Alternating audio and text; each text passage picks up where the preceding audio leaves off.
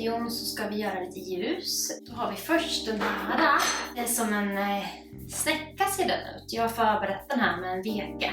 Men den är så smart för den är liksom i 2 delar så här. Sen så hålls den ihop av 2 gummisnoddar.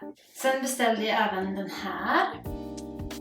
Det är ju då en form av en kvinnokropp.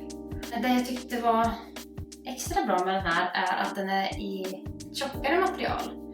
För på de här andra jag har haft som också är silikon, till exempel den här lilla, så har de spruckit när jag har tryckt igenom för att göra vekan. Jag tror inte att den här kommer spricka lika lätt för den var väldigt så här böjbar.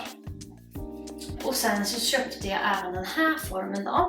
Och det är typ ett blockljus. Jag har också testat den en gång. Det gick inte så bra. För att när ljuset hade stelnat så ville inte det komma ut ur den här formen. Det satt liksom fast. Och jag försökte med det mesta, men till slut så fick jag ta en kniv och gröpa ur allting. Den här gången så tänkte jag att jag har en lite längre veke här, så kommer jag kunna dra förhoppningsvis bort ljuset. Annars så vet jag faktiskt inte hur de har tänkt med den här. Om du vet så får du jättegärna lämna en kommentar här nere. Det hade uppskattats.